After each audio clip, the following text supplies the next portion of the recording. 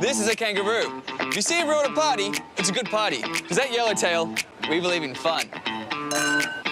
We believe if your wine needs to breathe, you should take it outside for some fresh air.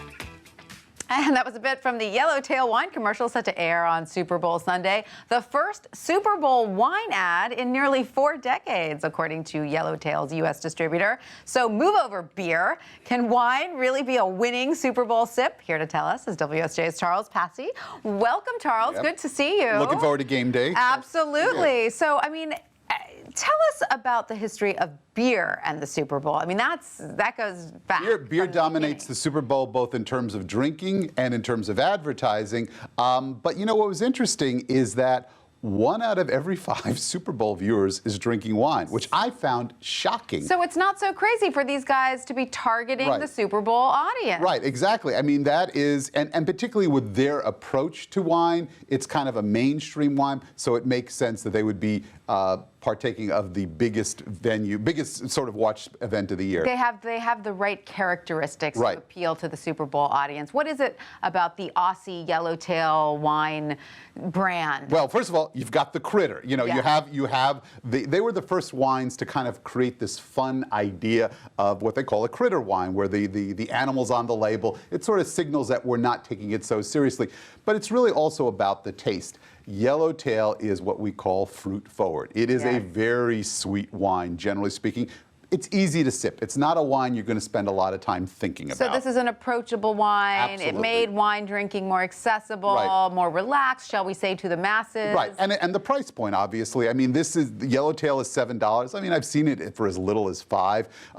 But execs have told you sales have been a bit flat as people get a fancier wine. Well, here's the interesting thing, is that Yellowtail comes out 17 years ago, kind of really creates this idea of an excitement around a value-priced wine, a fun wine, and I guess the Yellowtail drinkers have moved on because now the real growth category is becoming the $10 and up wine. 10 to 15 is particularly a sweet spot. And so Yellowtail has seen its sales in the U.S. basically flat at about 8 million cases. That's a lot of wine, but it's been flat, and they are trying to figure out how to reinvigorate the brand. So that was actually also a key part of why they chose the Super Bowl. Right. To really kind of bring attention to the brand again. That the wine drinkers are now willing to spend a little bit more. Well, so let's give this a taste. Okay, Cheers. This is the Big Bold Red. This is their newest bottle. This is new in time for the Super Bowl? Well, it's been recent, I would say. All right, okay, let's give it a try.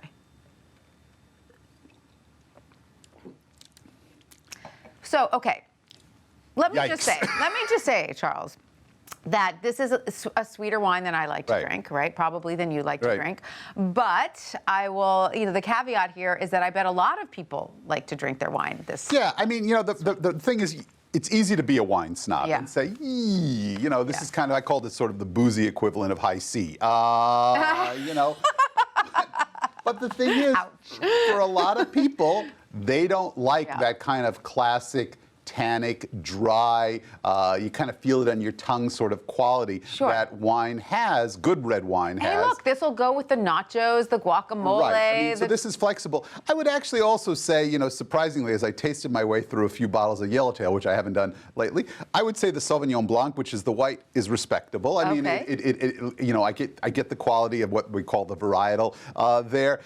This is not my speed, but obviously 8 million cases, they must be doing something right. So let me ask you, Charles, what will you be drinking as you watch the Super Bowl? Can I admit, I'm probably going to go back to beer. I mean, And what is your beer of choice?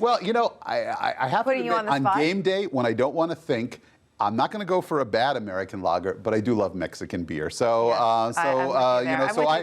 Corona with lime will work for me, but maybe this will work for somebody else. That's right. Cheers. And happy game day.